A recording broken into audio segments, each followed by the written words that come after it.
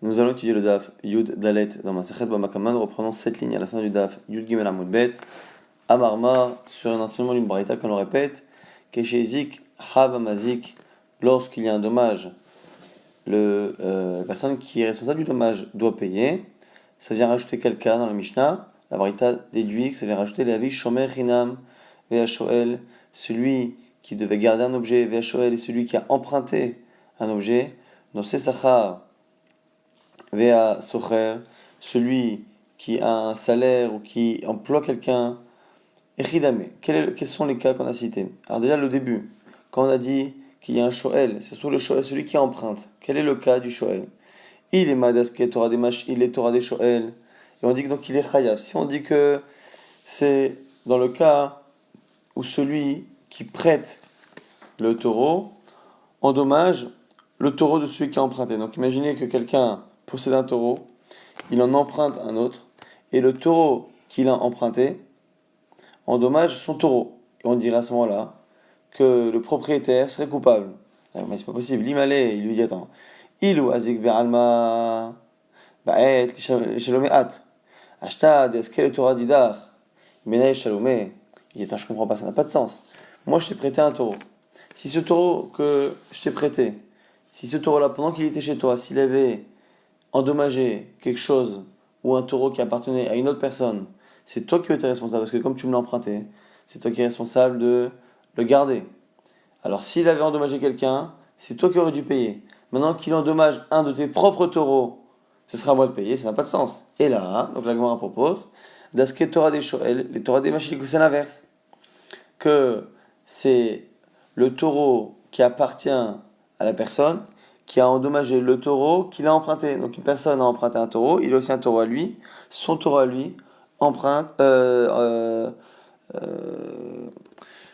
endommage, blesse le taureau qu'il a emprunté. Et à ce moment-là, on dirait qu'il est khayab. On dit, mais elle est là aussi. Ilo itzag ve'alma ma'el shalom kule Torah. Et là, on comprend pas pourquoi c'est que Khatsinezek. Parce que le fait que la personne doive payer, c'est normal. Mais normalement, lorsque quelqu'un m'emprunte mon taureau, comme il emprunte, il est chayav, il doit payer la totalité du dommage. Et même si le taureau qu'il a endommagé n'en était qu'une de ses trois premières fois et que normalement il paye que la moitié, ça ne fonctionne pas lorsqu'il y a un emprunt. Donc, puisque si c'était un autre taureau, les Shalomé le Torah, tu aurais dû me payer tout. Achetad et Aske Torah Didar, maintenant que c'est un de tes propres taureaux qui l'a fait, pas le Ganiska ou Dimshel Matle, c'est la moitié que tu vas me payer. Donc, ici, la Gemara n'arrive pas à comprendre de quelqu'un en parlant de ici que lorsqu'il y a un emprunt d'un animal et qu'il y a une blessure, on paiera, mais on paiera comme un keren normal, donc la moitié dans les trois premiers cas. Et ici, on n'arrive pas à comprendre de quel cas parle-t-on. Est-ce que c'est un cas où c'est l'animal emprunté qui endommage, et à ce moment-là, ça voudrait dire que c'est le propriétaire qui est responsable, ce qui, a priori, n'a pas de sens, puisque celui qui emprunte, c'est lui qui est responsable. Et d'un autre côté, si on dit que c'est un cas inverse, où c'est l'animal qui appartient à la personne qui emprunte, qui a endommagé l'animal emprunté en question, dire qu'il ne paye que la moitié, ça n'est pas suffisant puisqu'il devrait tout payer. L'agma revient au premier cas, à la première proposition, il dit alors là, des asket Torah des machines, les Torah des Shoel. Non, on est obligé de dire que c'est un cas où c'est bien l'animal emprunté qui blesse l'animal de celui qui avait emprunté une vache. Et alors pourquoi c'est le propriétaire qui est chayav? Chavé Maskina, de quel cas parle-t-on? Chez qui bel alab shmirat gufo. C'est un cas où la personne qui a emprunté a dès le départ précisé, et ils se sont euh, mis d'accord là-dessus, qu'ils ne s'engageaient que sur la protection de l'animal emprunté, de sa protection à lui. C'est-à-dire qu'il avait dit voilà, je t'emprunte cet animal et je m'engage à ce qu'il ne soit pas blessé, mais je n'accepte pas de m'engager euh, vis-à-vis des autres si ton taureau blesse. Et l'autre qui veut la lave, Shumira des Akav, et donc il n'a pas pris l'engagement de protéger les autres de ces dommages. La Gemara dit alors si c'est ça, si c'est un cas où la personne ne s'est engagée qu'au sujet de la protection de l'animal lui-même, mais pas de la protection des autres, si c'est ça, je ne comprends pas la fin de cette même braïta. Et Achim et Masefa, je ne comprends plus la fin. C'est marqué que dans le cas où l'animal a bien été enfermé, protégé, Venifretsa, et que le mur s'est fendu balaïla la nuit, oh chez soit l'estime, ou que des voleurs ont cassé la barrière ou le mur, Veyatsta veizika, et que l'animal est sorti, pas tour, il est dispensé. Et de là on voit quoi? On voit que c'est parce que le mur a été cassé, et la nuit, dans des conditions particulières, qu'il est dispensé, sinon il serait khayab. De là on voit qu'il a l'air d'être responsable des dommages causés. Ah bayom, khayab, ah lokibel alav, shivan zakab. On voit de ce cas-là que si ça s'était passé le jour et dans des conditions différentes, il serait khayab. Or, on a expliqué que la Braïta parlait d'un cas où il ne s'était pas engagé à prendre la responsabilité des dommages. La Gemara a dit, en fait, on n'est pas dans le même cas au début et à la fin. Rikama. Au début, effectivement, c'est ce qu'on a dit, c'est qu'on parle d'un shoel, quelqu'un qui emprunte, et lors de son emprunt, il précise qu'il ne prend pas sur lui la responsabilité des dommages que pourrait causer l'animal emprunté. Après, ce qu'il faut préciser avant le dernier cas, c'est que, par contre, Im kibel alav, shmiran des akav, si par contre il s'est engagé à protéger les autres des dommages de l'animal emprunté, chayav, il serait responsable. Et dans le cas où il aurait été responsable, on fait une exception. Ou nifret ça, voilà, lorsque le mur a été cassé, fendu la nuit, ou je sais pas, soit les stimo que c'est des voleurs qui l'ont cassé, il y a stavezika que l'animal est sorti endommagé, à ce moment-là, pas tour. Donc il manquait une sorte de transition entre les deux cas. Maintenant, on revient sur l'explication de la Mishnah. Sur l'explication de la Mishnah, on avait dit à un moment donné qu'on citait des exceptions, et à un moment donné on disait, il y a le dernier cas, c'était le cas de Reshut, qui est à la fois Mazik et à la fois Nizak. Le Reshut, lorsque le dommage se fait dans un endroit qui appartient à la fois à la victime et à la fois celui qui est responsable. Et on avait vu qu'on avait deux manières de lire la phrase. Où mettons le point et la virgule. Est-ce qu'on continue de mettre ça dans les exceptions? Quand est-ce que la personne sera dispensée de payer? Lorsque ça se passe chez lui. Et lorsque ça se passe dans un domaine commun, ça fait partie des exceptions. Ou non, on arrête les exceptions avant. Et ce dernier cas qu'on a cité est en fait le début de la phrase d'après. Si c'est dans le domaine des deux, du Mazik et du Nizak, Chava Mazik, il doit payer. Et donc du coup on a deux compréhensions totalement opposées au final, qui nous faut une marloquette. Est-ce que lorsque, marloquette ici, Amoraïm, pas Tanaïm, une Amoraïm pour comprendre la Mishnah, est-ce que lorsque le terrain est un terrain qui est en commun à la fois la victime et à la fois celui qui est responsable du dommage, parce qu'il est propriétaire par exemple de l'animal, est-ce que dans ce cas-là il est responsable ou il ne l'est pas? C'est une marloquette. Et la Gemara s'étonne sur un des avis. Héni. Mais Hataner Rav Yosef, il y a une braïta qui dit quoi? Chatzar shutafim ve'apundak. Lorsque ça se passe dans une cour qui est en association, la pundak, c'est une sorte d'auberge, de lieu commun. Intéressant ici de retenir ce mot parce qu'on va s'en servir pour expliquer le premier. Chayav bahen ala shen vala regel. Celui qui est responsable du dommage, il sera responsable si l'animal a fait shen ou regel, s'il a brouté ou s'il a piétiné. Et on voit ici que même si c'est Khatsar Shutafim, même s'ils sont associés dans la cour, si l'animal de l'un endommage le terrain et finalement il est responsable, Tiouta, des Rabbi Lazar, c'est une braïta qui a l'air de s'opposer à la lecture que Rabbi Lazar avait dans notre Mishnah. La Gemara dit dans tous les cas, sache que ce que dit Rabbi Lazar, on le retrouve dans une autre Mishnah. Amalcha Rabbi Lazar pourrait te répondre, Vetisvara, et quoi, toi, tu crois que les braïtot et les Mishnayot sont faciles à comprendre? Matlit, un ami, milopligué, est-ce que tu veux pas dire, tu refuses de dire que les braïtot se contredisent? Véatania, pourtant, il y a une braïta qui dit Arba'a klalot aya Rabbi Shimon ben Elazar, Omer ben Nezakin. Il y a 4 klalim, 4 généralités dans les Nezakin. Kol sheoreshut la nezak vela mazik, velo la mazik, tout endroit qui appartient exclusivement à la victime et pas celui qui est responsable. Chayav bakol, il devra tout payer, celui qui est responsable. Des mazik velo la nizak, si par contre le terrain appartient exclusivement à celui qui cause le dommage et pas à la victime, patour, mikol, il est complètement dispensé. La zé velazé, lorsque ça appartient aux deux, kegon, par exemple, chatzara shutafim, chatzara shutafim, c'est le cas de la marita précédente. Bik'a, c'est un endroit, une prairie, une plaine pour rebrouter. Patourba à la chaîne, à la régel. Il sera dispensé à la fois de chaîne, à la fois de régel. À la negicha, à la negifa, à la nishicha, à la rbitsa, à la be'ita. il sera aussi dispensé de tous les dommages causés par l'animal, le fait de pousser avec son corps, le fait d'encorner, le fait de mordre, le fait de s'allonger sur quelque chose et de l'abîmer. Tam Meshalem Hatsi Nezek, s'il est Tam, il paiera la moitié. Nezek, Mourad Meshalem Nezek Shalem, si par contre ça fait plus de 3 fois, il paiera la totalité. Lolazé velolazé, lorsque ça n'appartient ni à l'un ni à l'autre, qui gon Khatsa Sheno Sheshneem, comme une cour qui n'appartient pas aux deux. Chayav bo à la chaîne, va la régaler le chayav de chaîne et régale, va la nigicha, va la nishicha, va la nigicha, va la nigifa, va la rivitsa, va la beïta.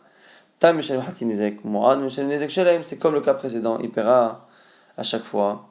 Dans tous les cas où le Torah est endommagé, et quand c'est Keren, il paiera la moitié dans les 3 premiers cas, et après il paiera la totalité. En tout cas, on a déjà une contradiction entre les deux braïtot, ce qui permet de laisser la place à la lecture de Rabbi Lazar, parce que la première braïta avait dit que Khatsar Shutafin, que lorsqu'on en avait une cour qui appartenait à 2 personnes, il était chayav. Celui un des deux qui a causé un dommage au terrain de l'autre, il est chayav.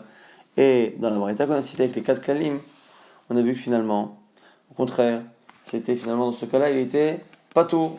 Et donc du coup, tu as qu'à dire que c'est ça la marloquette Amoraïm, on la retrouve dans les Tanaïm. La Gemara maintenant va expliquer la contradiction. Elle dit caché ad, il y a une contradiction dans les braïtot. Gemara nous dit Kitanya ha'i, bechatsa meyuchedet lazé ve lazé, ben les perot, ben les shvarim. La Gemara va t'expliquer. Quand est-ce qu'on dit que c'est patour, par deuxième Mishnah, c'est quand c'est quelque chose qui est meshutaf aux deux. Donc c'est une vraie cour, un vrai endroit qui appartient aux deux, à la fois pour les fruits et les légumes qu'il y a dans la cour, et à la fois pour mettre les animaux. Et Haïd et Rav Yosef, l'autre cas on a dit qu'il était chayav, c'est Bachasam Yochedet, les perot, Venam Yochedet et Sharim. C'est une cour qui était commune aux deux pour tout ce qui était végétaux, donc ils ont partagé les récoltes et tout ce qu'il y a et les fruits, mais par contre, les deux n'avaient pas le droit de mettre les animaux. Et du coup, comme il n'y a qu'un des deux qui a le droit de mettre ses animaux, lorsque l'autre amène les siens et que ces animaux endommagent, à ce moment-là, c'est comme s'il endommageait dans le domaine du Nizak, puisque par rapport à l'autorisation ou pas de mettre ces animaux, il n'y en a qu'un qui est propriétaire et qu'un seul qui a le droit, et donc ça s'appelle que c'est Réchut de Nizak, c'est pour ça qu'il est Chaya. Donc c'est comme ça que l'on a résolu la contradiction qu'il y a entre les braïtot. Finalement, la braïta qui dit qu'il n'est pas tour, c'est parce que réellement c'est vraiment une cour qui appartient aux deux, où les deux peuvent mettre les taureaux lorsque chacun peut apporter ses taureaux. À ce moment-là, effectivement, s'il est en dommage, il sera pas tour. Quand est-ce qu'on dira qu'il sera chayav? Dans le cas où même s'ils sont associés sur un domaine comme les fruits, ils ne sont pas associés sur l'autorisation de mettre les animaux, et du coup, c'est comme si réellement il a amené son taureau dans un domaine qui appartient entièrement à la victime. C'est la raison pour laquelle il est chayav. La Gemara va déduire que c'est bien cela l'explication du fait que dans les deux cas, après avoir dit la cour qui est commune, on a parlé d'un autre cas. Et une fois on a dit pundak, une auberge, une fois on a dit bika, un endroit où les animaux vont brouter une sorte de plaine. Des kanami, des katanés, domia des pundak, des katanés atam, domia des bika. La preuve que c'est ce que je te dis, c'est que regarde le cas qui est suivant à chaque fois dans la braïta. Tu vois bien que c'est cela. Pourquoi? Parce que tu dis Khatsa Shtafim, Vea Pundak, Pundak c'est une auberge, donc c'est un endroit où on n'a pas l'autorisation de mettre les animaux.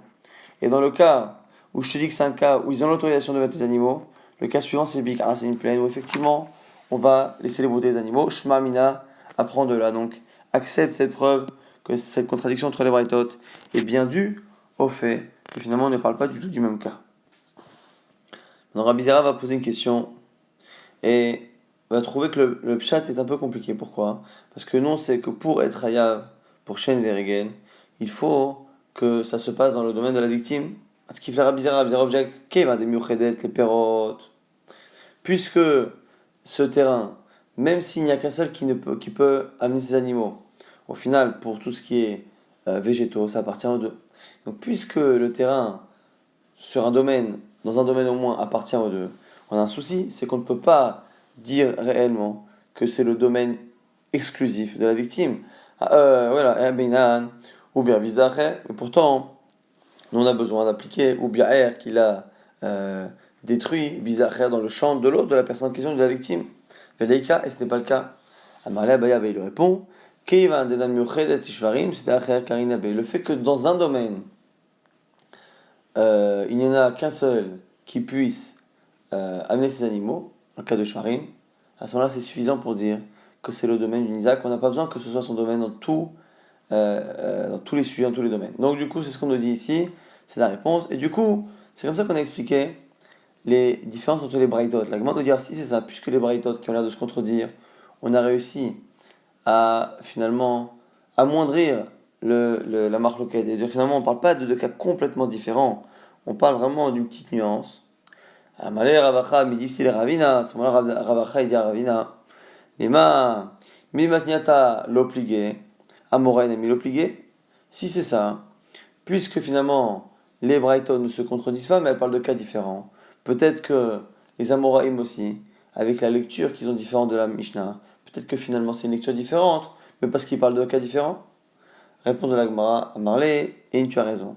Même Kimtseloma appliqué, et à la limite, s'il devait y avoir une marloquette, ce serait peut-être la marloquette, mais Kusha de Rabbi Zera, Bepruka, d'Abaye plié, peut-être qu'ils discutent sur la Kusha de Rabbi Zera, et la réponse de l'Abaye, c'est-à-dire qu'on parle effectivement de ce cas-là, et même si on dit que c'est une marloquette qui ne sont pas d'accord, c'est peut-être parce que, justement, un pense qu'à partir du moment où, dans un domaine, ils sont associés, ça s'appelle pas Sdacher et le Tirasi, à partir du moment où, dans un domaine, ils sont séparés, ça s'appelle déjà Sdacher. On reprend un enseignement qu'on a utilisé pour expliquer la marloquette Amoraim et donc des Braithot. C'est la fameuse histoire avec les 4 klalot, Goufa, Arba'a klalot, Aya Rabbi Shimon ben Elazar, Omer ben Zakin, il y avait 4 klalim, klalot dans les Zakin, que disait Rabbi Shimon ben Elazar. Kol she'oreshut l'anizak velo lamazik, chaya bakol. Dans le cas où c'est un domaine qui n'appartient qu'à la victime, celui qui est responsable, il sera chayav, il devra payer tout. Alors la Braïta ici, la Gemara va déduire qu'ici on ne dit pas qu'il doit payer dans tous les cas, mais il doit tout payer, dans tout. Ce qui veut dire à la fois dans tous les cas, mais il doit payer les Shalem, il doit payer la totalité du dommage. Alors que dans certains cas, normalement, dans les 3 premiers cas de Keren, on ne paye que la moitié. À la Kol Katanela, on n'a pas dit qu'il perd dans tous les cas. Et là, Chayav Bakol, il perd à tout. Mais Koulé Nezek, il perd à tout. La Gemara dit alors c'est qui Imani, c'est Rabbi Tarfon, I, de Amar. Mais Shune Keren Mechatzar Nizak, Nizak Shalem, Meshalem, c'est que lui pense Rabbi Tarfon, on le verra un peu plus loin, que lui pense que lorsque ça se passe dans le domaine exclusif de la victime, même si le taureau en est à sa première blessure, le propriétaire devra payer Nizak Shalem. Le seul problème, c'est que la fin de cette même braïta avec les 4 kalotes n'a pas l'air de coller avec la vie de Rabbi Tarfon. Et Masefarga à la fin, l'olazé, velolazé. Dans un cas où la cour n'appartient ni à l'un ni à l'autre, comme une cour qui n'appartient pas aux deux, Chayavba, il doit payer à la chaîne, à la règle. Et donc là-bas, il devra payer combien sur chaîne et règle, si on ne précise pas. C'est normalement Maï l'olazé, velolazé. C'est quoi l'olazé, velolazé? C'est quel cas? Il est ma l'olazé, velolazé, klal. Si on dit que ça n'appartient ni à l'un ni à l'autre. Et là, mais un étranger. Pourtant, on a vu à l'instant qu'on ait besoin que le terrain tout de même appartienne à la victime. Veleka, et ce qui n'est pas le cas ici. Et la pshita, donc forcément, que c'est quoi le cas? Le lazé velolazé et la lechad. Qu'en fait, ça appartient à un des deux. Donc à qui? À la victime. Katane sefa, et on dit quoi là-bas? Tam eshalem chatzinezek, que pour les premières fois l'animal perd à la moitié, ou Moad, et après 3 fois, Nezek Shalim perd à la totalité. Et du coup là-bas, c'est plus Rabbi Tarfon, c'est Rabbanan, Atane Rabbanan. Namre Meshune Ken Machatzin Anizak. Chatzinezek ou Dem Shalem, riche Rabbi Tarfon, mais c'est faire Rabbanan. Est-ce que c'est possible de dire que le début de la Braïta, c'est Rabbi Tarfon, et la fin c'est Rabbanan? La Gemara dit oui, ça arrive parfois. In. De Amale Shmuel à Rav Yehuda. Shmuel a déjà dit ça à Rav Yehuda dans une Mishnah suivante. Shinena, ça c'est l'expression que Shmuel donne affectueusement à Rav Yehuda pour sa harifout, son intelligence. Shevok matidin, laisse la Mishnah, veta abatrai, et suis ce que je te dis, recha Rabbi Tarfon, vestei Rabbanan, parce que le début c'est Rabbi Tarfon et la fin c'est Rabbanan. Donc l'idée de dire dans une braïta, on peut avoir deux Tanaïm qui s'opposent sans que l'on précise les noms. c'est tout à fait possible. Donc du coup, pour l'instant, on explique que dans la Braïta, le premier cas justement qui est cité, où on dit que ça appartient à la victime, et un des cas qui sont cités après, qui est de dire que ça appartient ni à l'un ni à l'autre, finalement c'est le même cas, ça appartient à chaque fois au Nizak. Et une fois on enseigne la lacha selon Rabbi Tarfon, et une fois selon Rabbanan. Donc même s'il n'y a pas quatre cas différents, il y a trois cas différents, mais il y a quatre halachot différentes, parce qu'on cite la vie de Rabbi Tarfon et de Rabbanan, c'est pour ça que ça ne nous dérange pas l'expression quatre klalot. Quatre klalot ne nécessite pas forcément que ce soit quatre cas différents, quatre situations différentes, même trois situations différentes, tant qu'au niveau d'halachot, on a bien quatre halachot différentes. L'agman propose un autre chat pour expliquer la varita. Ravina, Mishme de Rava, Amar au nom de Rava, Ravina disait, Kula Rabbi Tarfon, toute la Mishnah, toute la varita, c'est Rabbi Tarfon. Au maï lolazé, velolazé, c'est quoi le cas? On dit c'est ni l'un ni à l'autre. Lolazé, velolazé, les pérotes, et la dechad, lazé, velazé, les shmarim. Donc effectivement, quand on dit que c'est ni à l'un ni à l'autre, c'est au sujet de pérotes. Mais ça appartient à un seul des deux. Par contre, par rapport au fait de mettre les animaux, la zé velazé, les shvarim, ça appartient aux deux. Delgabé shen, avia la chatser anizak. Donc par rapport à shen, par rapport au dommage causé par le fait que l'animal broute, ça s'appelle chatsar anizak, c'est le domaine de la victime. Gabé keret, par rapport au fait d'encorner, avia la reshut arabim, c'est reshut arabim, puisque finalement c'est un terrain qui, au sujet des végétaux, appartient à un seul, et au sujet des animaux, appartient aux deux. C'est pour ça que c'est reshut arabim, et que c'est donc chatsi nezek. Donc du coup, on aurait expliqué comme ça la braïta. On va dire, si c'est ça, on revient au cas qu'on a cité précédemment. Arba'a, shlosha avu. Si c'est ça au final, si c'est ça, puisqu'on nous dit ici que Ipera Chasinezek, ça ressemble finalement à l'autre cas, donc on aurait ici, même si on a quatre cas différents, on aurait trois lachot différents, puisque finalement, on a la même situation où il est chayav de Chasinezek, et donc du coup le troisième et le quatrième cas disent exactement la même chose. Donc la Gemara nous dit que même si c'est dans des cas un peu différents, c'est trois lachot, arba, shoshavu, il y a trois cas. La Gemara, Rama, Rav Nachman, Bar Yitzchak, réponse de la Gemara, shlosha kelalot, be'arba mekomot. Effectivement, tu as raison.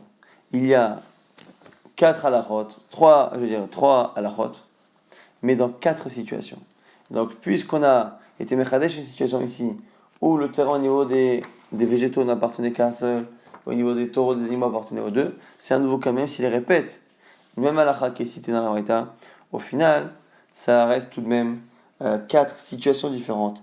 Et donc, soit on explique, comme on a dit avant, que finalement on a trois cas, mais quatre halakhot, parce qu'on a Rabbi Tarfon et Rabbanan qui sont cités pour un seul et même cas, soit on dit comme Rava, que finalement c'est l'inverse. C'est-à-dire qu'il y a trois halakhot, mais qu'il y a quatre cas, parce que deux cas aboutissent à la même halakha. Nouvelle Mishnah, qui est assez difficile à lire dès le départ. Shum ici c'est l'estimation, c'est kesef, l'estimation en argent. Shave kesef. Après on nous dit l'équivalent de l'argent, ça a l'air d'être ici le remboursement lorsqu'il y a un dommage. Si cette Mishnah est un peu, les phrases de cette Mishnah sont un peu manquantes. Donc on est là nous de dire finalement que l'estimation d'un dommage, shum kesef, c'est en argent. Et après il faudrait deviner que le remboursement se ferait shave kesef, avec quelque chose qui équivaut à de l'argent. Et il faudrait que ça se fasse aussi bifne bedim devant un bedin, vers alpi edim, et grâce à des témoins, benechorin, qui sont libres et pas des esclaves, ou bnebrit, et des juifs, anashim bichlal anizak, anezek, et les femmes sont concernées par tout ce qui est dommage, anizak, vamazik, betachlumim, et parfois le nizak et le mazik, la victime, et celui qui est responsable, peuvent partager le poids d'un dédommagement. En tout cas, le début de la Mishnah déjà, qui disait Maï Shom Kesef. C'est quoi Shom Kesef? L'estimation en Kesef, en argent. Marabuda, Shom Zeloye la Kesef. C'est une halakha qui nous dit que l'estimation d'un dommage et donc le remboursement ne peuvent se faire qu'avec une valeur financière qui est vraiment clairement définie. Danina Lead, Norabanan Silbraita qui le dit. Parash Ezika Talit. Une vache qui a endommagé un vêtement précieux. Talit Ezika Para, ou l'inverse. un habit qui était posé, ou un tissu, la vache a trébuché dessus et s'est blessé, en omrim para talit, talit de para, on ne dit pas, bon voilà, on va faire un échange, les valeurs sont à peu près égales. L'un il prend le taureau, l'autre il prend le vêtement, inversement. Non. Et la chamine au tabedamin. Non, on regarde le dommage, on l'estime à une valeur et après, on demande à la personne responsable de payer avec son argent. Maintenant, Shavek Kesef. On a dit que c'est Shavek Kesef. On a dit c'est des Tanoura, c'est une Braïta qui dit quoi? Shavek Kesef. Lorsqu'on nous dit que c'est avec Shavek Kesef, avec l'équivalent de l'argent, mais la mène chez En Beddin, Niskakin, et là, Nechassim chez Shlaim Achariut. C'est-à-dire que le Beddin ne vient récupérer l'argent pour la victime, chez le coupable, qu'à partir des biens qui sont des biens immobiliers. Aval, Im Kadam Nizak, Metafas Mitaltelin. Si par contre la victime s'est déjà servie et a demandé, a pris des biens, des objets immobiliers, Bedin Gobimlo, Mehen, le Bedin les récupère. Maintenant, Amarmar. Shavek Kesem et la ben Shein Bedin Niskakin et la Nechassim chez Shlaim Achariut. On a vu dans la Braïta que l'expression Shavek Kesem de la Mishnah était utilisée pour déduire que finalement, on ne prenait de la personne qui est responsable que des terrains. Shavek Kesef, la Gemara dit Maïk Mashma, comment tu déduis de l'expression Shavek Kesef l'équivalent d'argent qu'on parle de biens immobiliers? Amaraba Baroula, Davar Shavek Kol Kesef. Pourquoi est-ce que Shavek Kesef ça veut dire toute chose qui vaut, quelque chose qui vaut tout l'argent. C'est quoi quelque chose qui vaut tout l'argent? Maïnihu. Davar Shein Lo Na'a. Ah, peut-être que c'est quelque chose qui n'a pas de Na'a. Un objet en général a un prix. Si quelqu'un vend un objet au-dessus de 1/6 de la valeur de l'objet, on annule la vente parce qu'on estime qu'il y a eu tromperie. Par contre, on estime que dans les biens immobiliers, parfois il n'y a pas. Et donc, comme il n'y a pas, c'est-à-dire que c'est finalement quelque chose qui vaut tout l'argent du monde, puisqu'il n'y a pas cette notion-là. On m'a dit, mais c'est pas le seul. Avadi Mushtarot, Nami, les serviteurs et les documents de créance également. Et Naimona, il n'y a pas de din de Onaa. Et donc, du coup, ça devrait s'appeler Shavek Kesef. Or, c'est pas le cas. Et la Maraba Baroula, Davar Anikne, Bekesef. Vous voyez, dans Shavek Kesef, c'est quelque chose qui s'acquiert avec du Kesef, avec de l'argent, comme les terrains. Et on m'a dit, mais c'est pas les seuls. Avadi Mushtarot, Nami, pareil pour les serviteurs et les documents de créance. Ils s'achètent. Nikni Bekesef. Amarabashi, Shavek Kesef. Vélo Kesef. C'est quoi Shavek Kesef? Pourquoi Shavek Kesef ça veut dire les biens immobiliers? Parce que Shavek Kesef, l'équivalent de l'argent, ça vient s'opposer à l'argent. Et les biens mobiliers sont de l'argent, sont considérés sur certains points comme de l'argent liquide. Vélo Kesef, VNE, Koulou Kesef Nino, finalement tous les biens mobiliers sont considérés comme de l'argent liquide. Donc c'est pour ça que par opposition Shavek Kesef, cela désigne les biens immobiliers. Nagma object, Ramina Raviuda Bachinena, la Ravuna, Bered Raviushua. Objection de Raviuda Ravuna. Tena, Shavek Kesem la Mech, Ein Bedinis Kakin, Yalen Chassim, Sheish Bem le Machariut. On dit que de cette braïta on apprend que Shavek Kesem ça veut dire qu'il n'y a que lorsque il a celui qui a créé le dommage possède des biens immobiliers que le Bedin peut lui prendre. Vehatania pourtant une braïta qui dit que Yashiv, celui qui est responsable, celui qui, là-bas dans le cas du Pasuk, on parle de celui qui a creusé le puits, Baralabo Yeshalem, Kesef Yashiv li Ba'alav, il rendra l'argent à celui qui est propriétaire de l'animal qui s'est blessé ou qui est mort, les raboches avec Kesef Philosobin, c'est pour nous apprendre que même avec Kesef, donc même des objets, même soubin, même des épis de blé, n'importe quoi, des choses qui n'ont pas énormément de valeur, finalement, on paye avec, donc on voit bien qu'on ne paye pas qu'avec.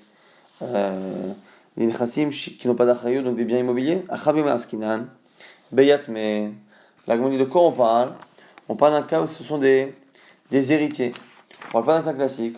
On parle d'un cas où la personne qui a créé dommage n'est plus là. Et la personne n'étant plus là, on ne peut récupérer chez les héritiers que les biens immobiliers et non pas les biens immobiliers pour payer la dette que le père avait vis-à-vis de la victime. Elle m'a dit, mais si c'est des yetomim, si c'est des orphelins, je comprends plus la fin. Emma Sefa, im kadam nizak vetafas mitaltelin, si la victime s'est servie et a pris les biens, bedin gobim lomehen, ni le bedin récupère, ibiyatme, amai bedin gobim lomehen. Si ce sont des yetomim, pourquoi on dit que justement le bedin vient récupérer? Comment on peut dire finalement que le bedin accepte finalement que ça serve de remboursement. Alors que nous, on a un principe, c'est que normalement, on ne prend pas les biens mobiliers des héritiers. La Gemara dit Kedama Rava, comme explique Rava ailleurs, Amar Rav Nachman, Rav Nachman, Shtafas Mechaim, c'est un cas où il a pris du vivant. Donc ce sera un cas assez particulier. Donc on n'aurait pas affaire à quelqu'un de vivant, mais à quelqu'un qui est décédé, mais dont les biens mobiliers ont été pris par la victime de son vivant. Achanami pareil chez nous, Shtafas Mechaim. Et donc du coup, on aura un cas où on parle d'héritiers. Donc lorsqu'on a affaire à des héritiers, effectivement, on ne peut récupérer les biens des héritiers pour rembourser la dette du père qui est ici une dette à cause d'un dommage que des biens immobiliers. Par contre, si du vivant du père, la victime s'est servi des biens mobiliers de celui qui était responsable, à ce moment-là, on laisse ainsi. Maintenant, on a dit dans la Mishnah, Bifne Bedin, devant le Bedin. Alors, c'est quoi devant le Bedin? Nous, on imagine pour l'instant qu'il faut que la personne possède des biens au moment où elle se présente devant le Bedin, pour que le Bedin puisse justement récupérer ses biens. Ça veut dire quoi? Prat le mochan echasav, ça veut dire exclure celui qui a vendu ses biens et qui n'a plus l'argent. Chakar olère le Bedin et qui après se présente au Bedin, et du coup le Bedin ne pourrait rien faire. On m'a dit Shmamina. De là, tu voudrais déduire quoi? Mais ça n'a pas de sens. Que que celui qui emprunte. Et après, il prend ses biens qui sont hypothéqués, du coup, il les vend. Et il dépense son argent. Après, il arrive au Bedin. En Bedin, Govinlo, mais tu vas me dire que dans ce cas-là, le Bedin n'irait pas récupérer les biens qu'il a vendus. C'est faux, on sait très bien. Qu'on récupère la courrotte, les biens justement qui ont été vendus. Et là, Prat les bedin chez les idiototes. Ici, ce qu'on nous dit, c'est qu'il faut un bedin dans la Mishnah, ça n'a rien à voir avec le fait que la personne doit se présenter dans le bedin avec des terrains qui sont encore en sa possession et non pas vendus, ça n'a rien à voir.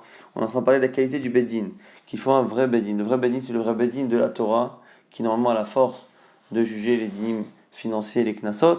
Et ce type de bedin-là, c'est ce qu'on appelle les bedin qui sont smuchim, c'est qui sont finalement des rabbanim qui ont été nommés par des rabbanim, qui ont été nommés par des rabbanim, qui ont été nommés par des rabbanim qui remontent cette chalchelet jusqu'à Moshe Rabbeinu. Normalement, en Eretz Israël, tant que l'on a affaire à des rabbanim qui eux-mêmes ont été nommés par des rabbanim, donc depuis Moshe Rabbeinu a nommé des rabbanim, des dayanim, qui donc ont la possibilité eux-mêmes de trancher des affaires financières et ont également la possibilité de nommer et de transférer cette capacité, cette smicha à quelqu'un d'autre. Et il fallait que ça se passe en Eretz Israël et qu'il n'y ait pas d'interruption. Or, l'interruption s'est produite à un moment donné en galoute, en exil, et du coup, c'est la raison pour laquelle on n'a plus le bedin, ce bedin-là. Donc, on a encore des affaires financières que l'on juge aujourd'hui, parce qu'on part du principe qu'on est plus ou moins, on a la possibilité de le faire soit pour éviter que ce soit trop compliqué, soit parce qu'on peut estimer qu'on est plus ou moins envoyé par les premières générations pour le faire. Mais dès qu'on a affaire à des dinim, où il y a des knassot, où il y a des sanctions, des amendes de la Torah, avec des valeurs fortes, et là ici il faut être certain qu'on applique le din Torah, on ne peut pas se permettre d'appliquer un din qui est humain. Du coup c'est un problème, c'est pour ça que la Mishnah nous dit qu'il faut un beddin. On va résumer très rapidement ce qu'on a vu. On a vu que lorsque quelqu'un empruntait un taureau et qu'il ne s'engageait pas à prendre la responsabilité de ces dommages, il pouvait effectivement être dispensé des dommages que ce taureau emprunté allait occasionner. Après, on avait vu une marloquette Amoraïm et une marloquette Tanaïm qui finalement était assez restreinte et qui était. Finalement, c'était pas une marloquette Tanaïm, c'était plutôt deux cas. C'est en apparence une marloquette Tanaïm, mais finalement, c'est deux cas différents. C'est lorsqu'on dit qu'il faut, pour être hayav, il faut que l'endroit appartienne à la victime. On peut estimer que si elle appartient à la victime que dans un domaine et que dans les autres domaines ils sont associés, selon Abaye en tout cas, c'est suffisant pour que cela s'appelle que c'est justement le réchou du Isaac ou bien bizacher, que c'est bien dans le champ de la personne en question.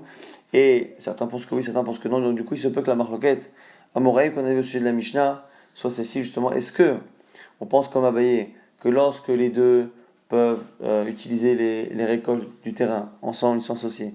Par contre, par rapport aux animaux, ils ne le sont pas. Est-ce que ça s'appelle le réchou du Isaac bizacher pour pouvoir appliquer le din de Shen Varigel? Selon certains, oui. Selon d'autres, non. Et c'est comme ça qu'on explique la contradiction entre les deux braïtot.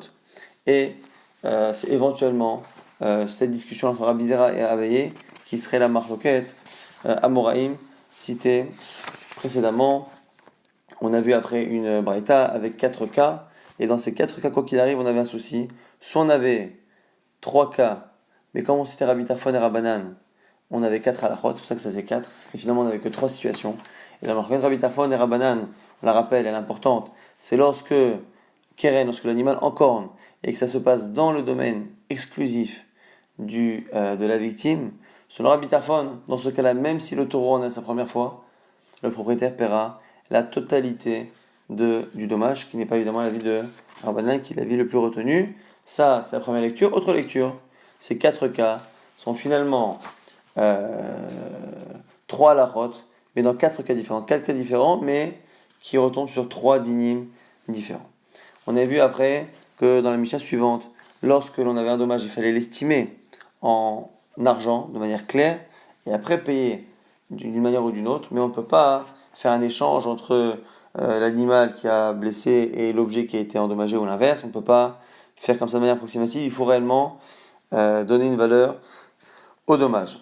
On a vu également après que Shavek Kesef, ça voulait dire que lorsque l'on prenait l'argent aux héritiers pour payer les dommages que leur père avait fait, une fois que la personne était décédée, on ne pouvait prendre que les biens immobiliers, pas les biens mobiliers. Par contre, si du vivant du père, la victime s'était servie parmi les biens mobiliers, à ce moment-là, on laisse la chose se faire, puisque cela s'est fait du vivant du père et non pas après son décès.